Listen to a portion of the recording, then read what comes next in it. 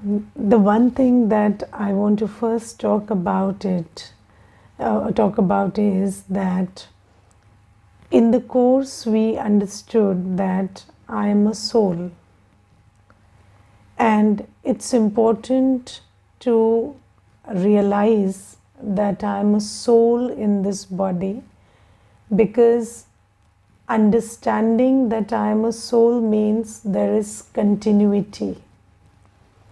Yes, and I will share one experience. There is this brother, and I was giving him the course, and then after the course, he told me, Didi, I'm not worried about afterlife.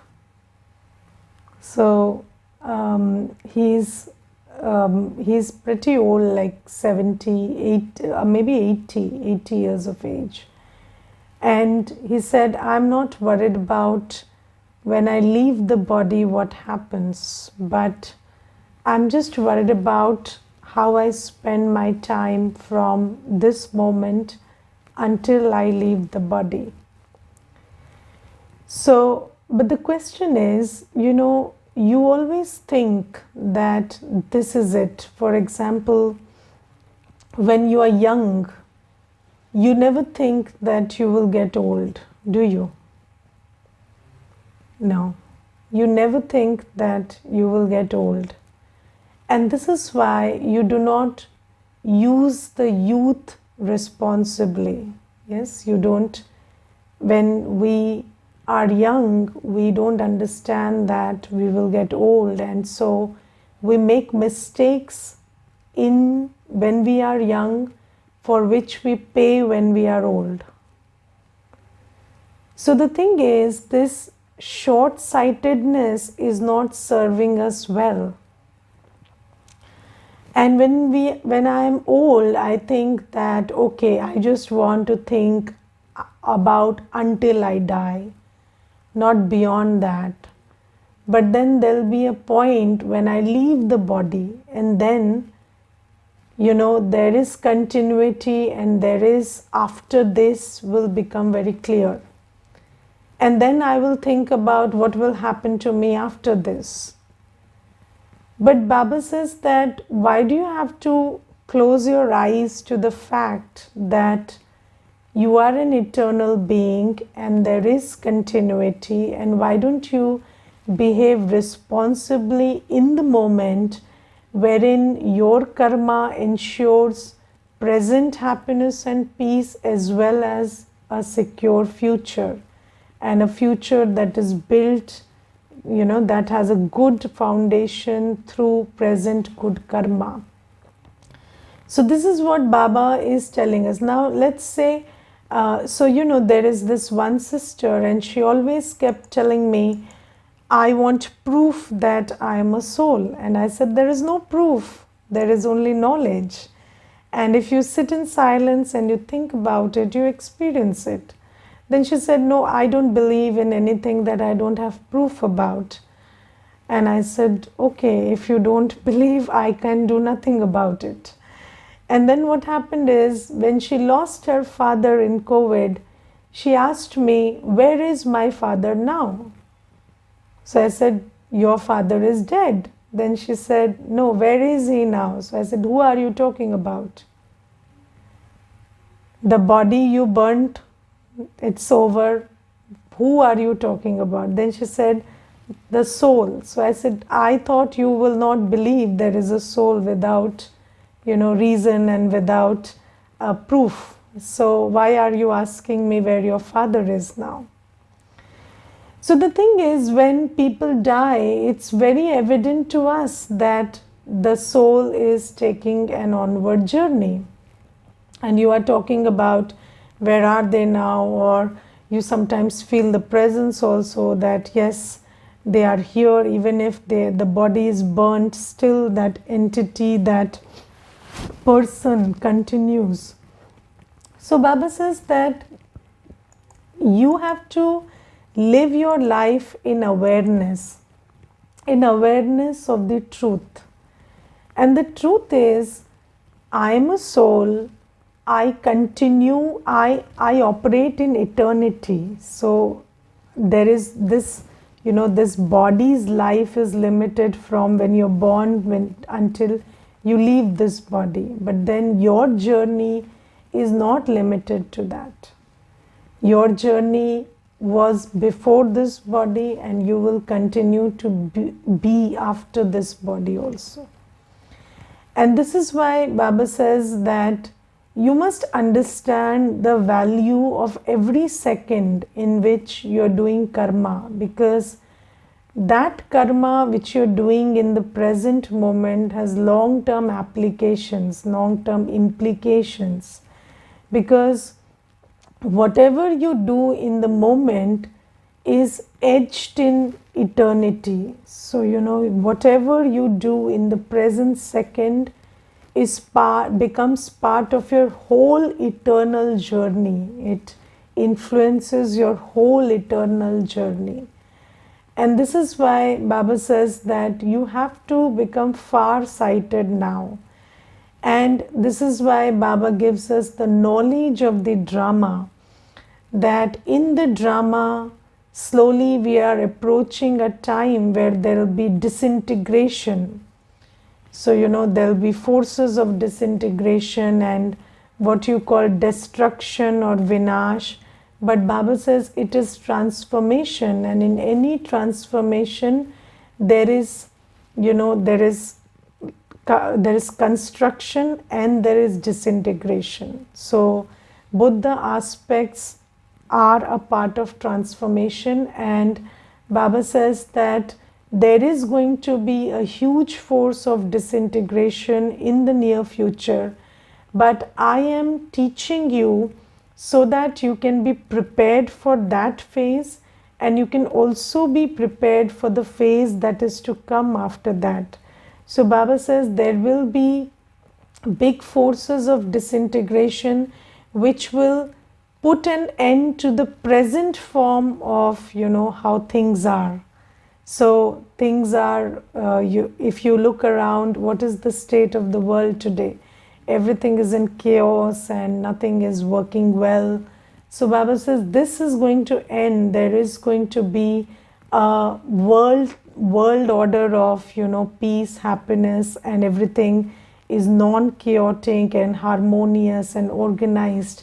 That is Satyug. But Baba says, before you transition into Satyug, you will have to deal with this phase where everything is going topsy-turvy, and you need to have a lot of spiritual strength to, to stay together, to hold on to your, your stability, your peace, and move from this phase to that phase. So the knowledge is, you should know that you are an eternal soul, and destruction and the new age that is coming is prefixed in the drama. And when you listen to knowledge and you just, think intuitively, does it not make sense that destruction is very much in the offing? So how many of you think that yes, the transformation, the big transformation of the world is very close? And do you think like that? Please raise your hand so that I can see. And so there are some who are raising the hand, some who are not raising hands. So if you have to think about these things, so when we listen to Gyan, sometimes you feel that we have to be optimistic and not think that destruction is coming. But optimism doesn't mean that you create a false sense of hope. Optimism means, hope for the best, be prepared for the worst. So, but the thing is, if you look around, you see that the way we are conducting ourselves as a whole human race is very, very unsustainable, is it not? And the government believes, the world believes today that the way of life today is unsustainable. The way we are exploiting nature, the way we are conducting ourselves in our personal lives is very, very unsustainable. And Baba says that if you look at the world around you, you know that we are not doing too much about restoring it to its original form. That is why Baba says, now you need to detach. Yes, so you need to accept that there is going to be destruction. You need to be doing your duties until then, but you also need to be detached and fill yourself with the spiritual strength which allows you to transition from this phase of the world to the next phase that is coming. So Baba gives us the knowledge of the fact that I am a soul, and Baba gives the knowledge that this is the time, and the most important thing that Baba teaches is yoga. Now, what is yoga? So, in today's Murli, there is one piece from Mama. So, Mama is called Mateshwari Jagadamba Saraswati in the Brahma Kumaris, and I will give her full introduction some other time. But there is one excerpt from Mama's Vani in the Murli today, and in that excerpt, Mama is talking about the power of the ancient yoga of Bharat. Now you see that everybody says that in Bharat there was some ancient yoga which is very celebrated, and these days people think that there are many practices of yoga which people do, and mostly the approach that is taught in those practices is body over mind. So have you been into some yoga practice? And it is mostly body over mind. So what is told is, if you conquer your body, if you conquer your body through Hatha yoga, through Ashtanga yoga, through various methods, then your mind will always be stable.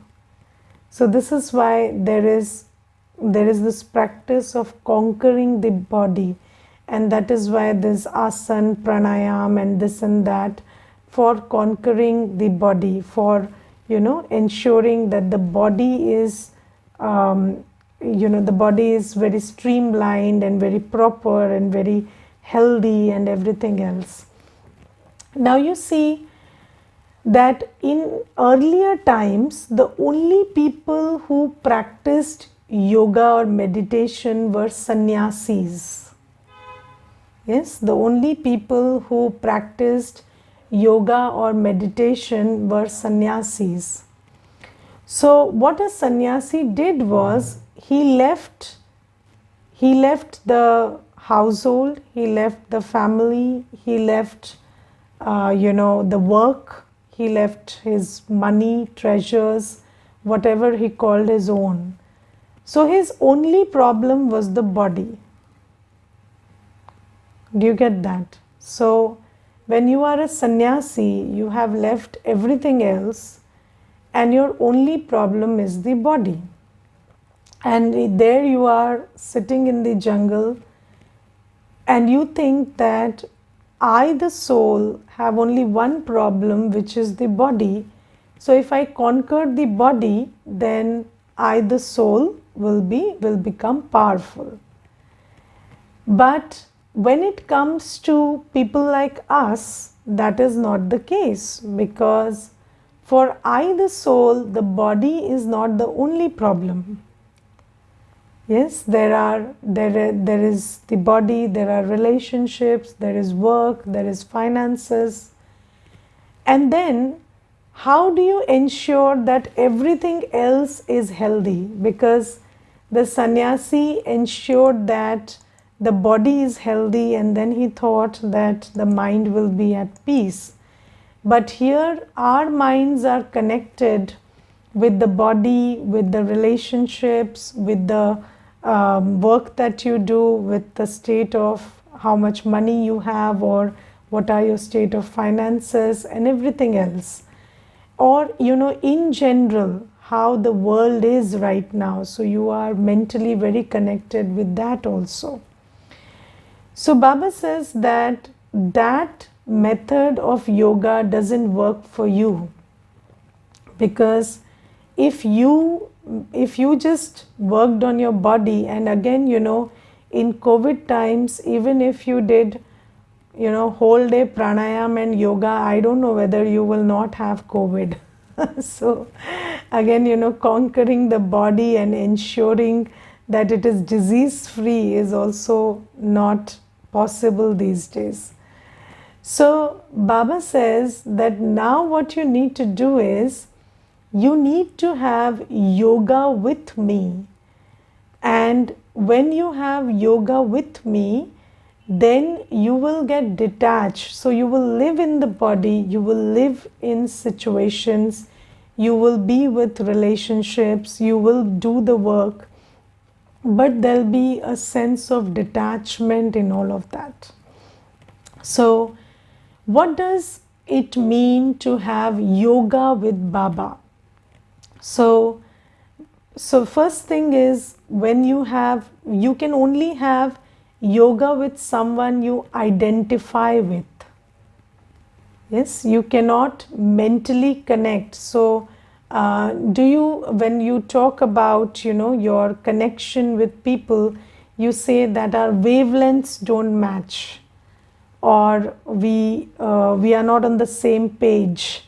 So you cannot mentally connect to somebody you are not on the same page with, or you don't feel a sense of relationship with, or you don't feel any sense of attainment with. Now, why do we connect with our parents? So our parents are very different from us. Yes, so sometimes your parents' thought process, their way of living, doing things is very different from you. But you still connect with your parents. Why? Because they are your parents. And that is why, and when you connect with your parents mentally, then there is an exchange of energy, because, even though you're very different from your parents, you start becoming like them in many ways, because you're mentally connected to them. And slowly, gradually, over the years, you realize that you're very much like your parents. So this is what is a very crude example of yoga. So yoga means that there is a mental connect.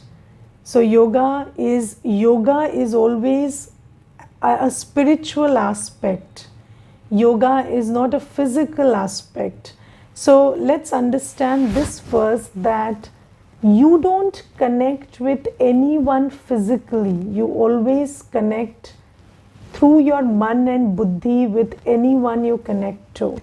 Right now, you are sitting in front of me, but whether you are connected or not depends on where is your man and buddhi. Yes, so if your mind is thinking about something else, or your attention is elsewhere, then you might be seeing me, hearing me, but you cannot get what I am saying. Yes, so any exchange of energy only takes place when there is this connection through man and buddhi. So you sometimes feel that when you live in the physical world, then the connection you have with others is physical, but it is not. And if it was so, then people living under the same roof will always feel connected. But there you see everyday examples of people who live under the same roof. They share time, work, everything. They share responsibilities, but they are not connected. They don't have any heart-to-heart connection. Or they sometimes you don't even understand what the other person is saying. You don't have any exchange of energy with that other person. You're not able to influence them in any way, because living under the same roof or physical proximity doesn't mean that there is a connect. So the connect, the yoga is a very spiritual aspect. And the soul has the man and buddhi, and you always connect with everyone and everything through the man and buddhi. So I will tell you one thing. So there was this sister, and she had come, and she said that, I feel very gloomy when it is raining. And these days it is raining and I don't feel nice at all. And when she had come, it was raining. And while she was talking to me, it was bright and sunny. But we were sitting in a room where she couldn't look outside. And she said, it's raining outside, so I'm feeling very gloomy. So then I held her hand and I took her outside and I said, it is sunny. And you're still feeling gloomy, not because it's raining outside, because it's raining in your mind. Because you think it is raining. So, everything that we feel, everything that we experience is a spiritual aspect. It's not, it has got nothing to do with your physical conditions. But when we are not in cognizance of this fact, then what happens is we live in this illusion that maybe the physical reality is very powerful, or what is happening around me is influencing me a lot. So Baba says, first thing you understand is you are a soul and you always have connection with anyone or anything through your man and buddhi. And this is why people are miserable about their past and their future. When you think about the past and future, people feel miserable. Now the past and future don't exist as a real thing. But then you can get miserable thinking about it because your man and buddhi is connected to the past and future at that time. And then Baba, after explaining that this is how a soul experiences in the inner world, Baba tells us, now you connect with me. So, and when you understand, that is why the course is given, that Baba is my father, Baba is my parent, Baba is my teacher, Baba is my Satguru. I have all relationships with Baba, and when I think about it, churn over it and imbibe that truth that I am a soul and all my relationships are with Baba, it will be easy to turn your attention to Baba and to identify with Baba. Now, what is Baba like? Baba is also just a point of light like me, but a point of light who doesn't overthink, doesn't stress, doesn't fret, doesn't worry, doesn't feel insulted or hurt. Yes, he's always the ocean of peace, love, happiness, bliss, power. Yes, so that is what Baba is. And Baba says, when you turn your attention towards me and start thinking about how I am and how you're just like me, then you also start drawing in my qualities. And Baba says, I am the ocean of knowledge. I know things that you don't know, and I'm telling that to you in the Murli every day. And when you connect with me, so where yoga with Baba is not just when we are sitting in silence and reflecting on Baba's qualities, but the first way to have yoga with Baba is to read the Murli, because the Murli is the mind of God. Yes, Shiv Baba speaks his mind and buddhi. Whatever is in his man and buddhi, he speaks through the Murli. So when you sit and read the Murli with that kind of regard for the Murli, that this is what God knows and this is what God, my Father, is telling to me today, then in that moment you are having yoga with Baba. And then when that truth which Baba knows, which makes him the ocean of peace, ocean of happiness, because you see, truth is power. So the power of peace, the power of happiness, the power of bliss, or the power of purity that Baba holds is because of the power of truth he has. And when you sit and churn on that truth, and you churn on Baba's being, that Baba is so constant in his peace and purity and happiness, and I'm his child and I can also be like this, because just like he knows he is a soul, I know I'm a soul.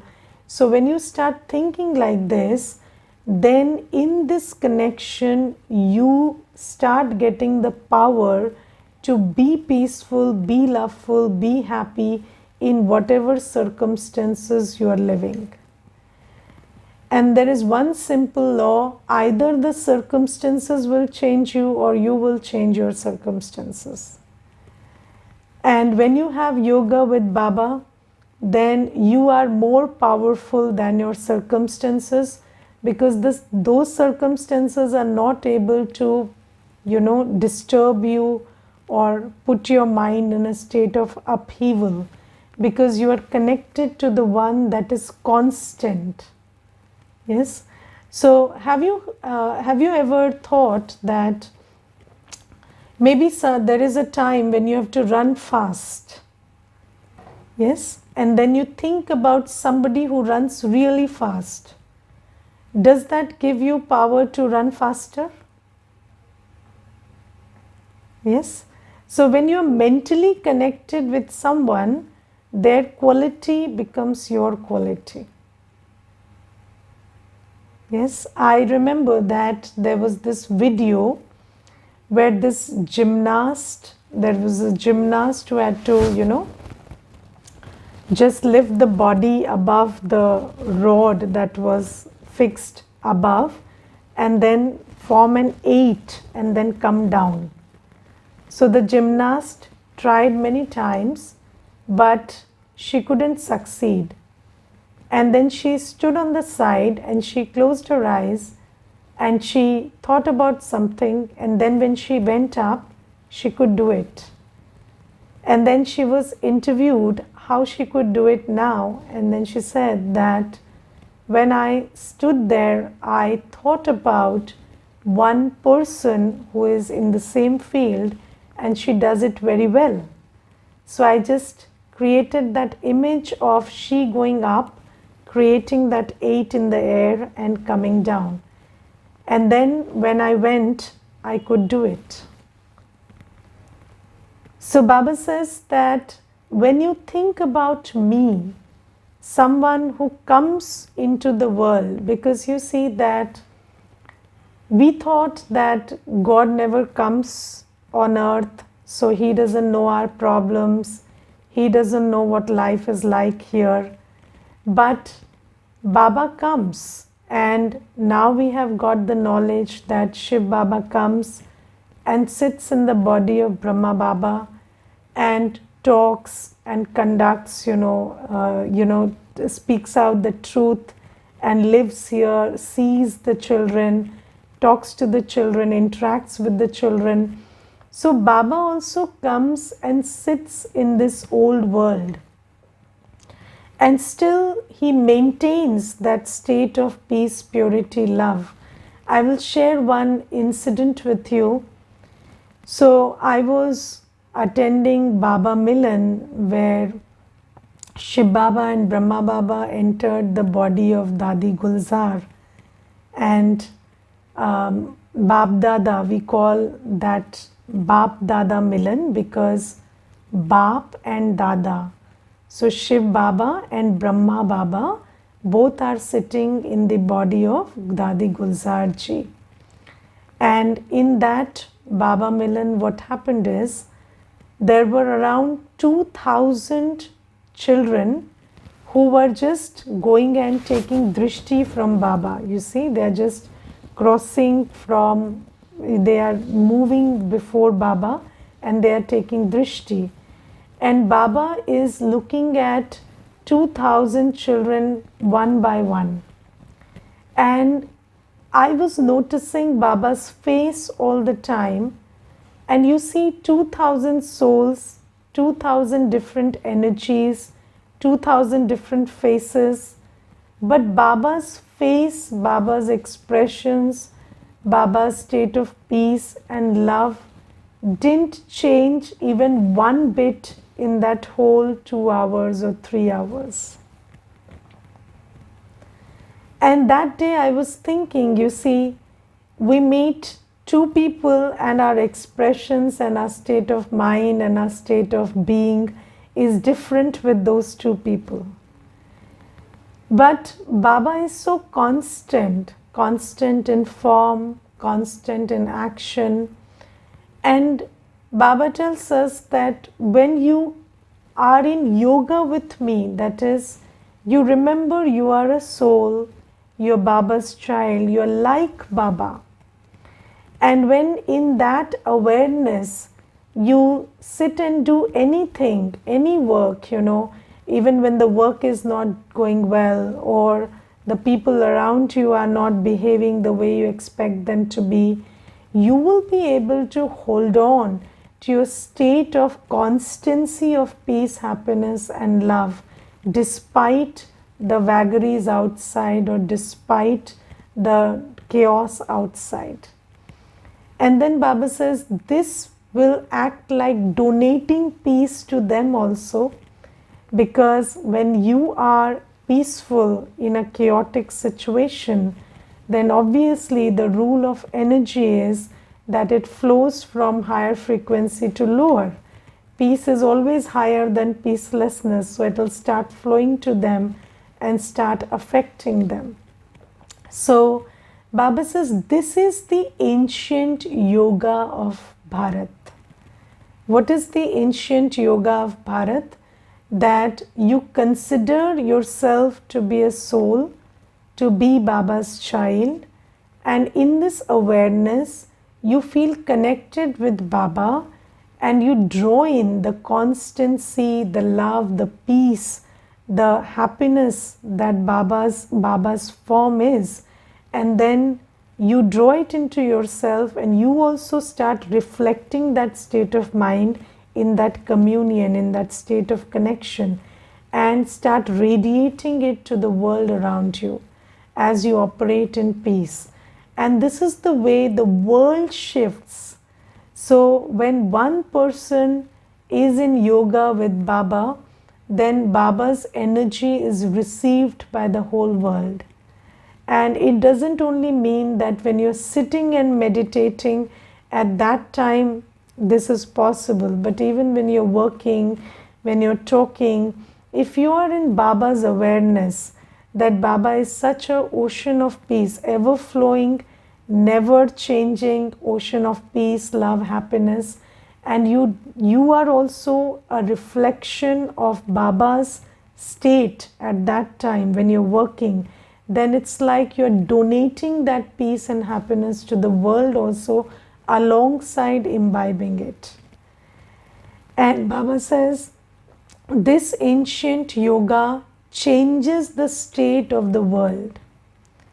This ancient yoga is what makes you from an ordinary person to a deity and changes the world from hell to heaven. And this is why this yoga is so celebrated. And then people today think that yoga means, just conquering the body. But Baba says, no, yoga means that you live in the body, you don't leave anything, but you withdraw your man and buddhi from the old world and connect it to the ocean of virtues, and you become virtuous in action and create a virtuous world around you. This is yoga. So Today, Mama clarifies that that yoga which is celebrated, that yoga for which Bharat is well known, is not Hatha Yoga. It is Raj Yoga. Hatha Yoga is the yoga of austere practices. And do you know that when people think that I want to conquer the body, then they use many austere practices. Yes, they try to silence their sense organs, or they try to pacify them through many artificial methods or many austere practices where they hurt the body, put the body in difficult conditions. But Baba says you don't need to do all of that. You can change yourself and change the world with love. So when you have love for Baba, that's enough for you to change yourself and the world. And Baba teaches us the transforming power of love. So when you understand that Baba is your parent, your teacher, your guide, you have deep love for Baba, deep sense of connection with Baba. And that connection restores the world to its original form. So Baba says, you don't need to engage in Hatha Yoga. Raj Yoga. Raj Yoga is something that you do very easily. It is called easy Raj Yoga. So there is no austerity, there are no difficult methods. You just have to shift your awareness from I am a body, I am an ordinary human being, to I am a child of God. And when God is extraordinary, how could I be ordinary? Yes, so the difference between human and divine is the consciousness. So you say that to err is human and to forgive divine. But if you thought you were divine, that forgiving would come naturally to you. Because you think you are human, then erring is coming naturally to you. If you thought you are divine, if you understood, if you realized, if you saw yourself as God's child, a divine being, then forgiving would come naturally to you. So Baba says, you don't have to hurt yourself, harm yourself, or make so much of physical effort. You just have to shift your consciousness from I'm an ordinary human being to I'm a divine child of God Himself. So this is the ancient yoga, Raj Yoga, that Baba talks about. And then Baba says that it is written in the scriptures, God says that when you have yoga with me, I will absolve you of your sins, because all the sins are a product of low consciousness. Yes, when your consciousness is low, then your sins are active. Just like, when your immunity is low, you are very susceptible to diseases. Yes, do you know that all around you there are bacteria and viruses all the time? But when your immunity is low, you start attracting them. That's it. So your sins also start working, or they start expressing themselves in your life when your consciousness is low. But when we have yoga with Baba, then our consciousness is elevated, and then that amounts to, you doing away with your sins. Because the sins are there, but they are not getting triggered by situations, or you're not giving into them as, even if there is a settlement coming because of your previous sins, you are not getting disturbed by them. So then they come and go. The settlement comes and go. There are situations around you, but they don't trigger that sin, so you are saved from it. So this is how you get absolved of your sins, by raising your consciousness when you are in yoga with Baba. So this is about the ancient yoga of Baba, ancient yoga of Bharat that Baba talks about. And there are other things in the Murli also today, but Since this is the first class, I wanted to discuss this today. Okay. Om Shanti.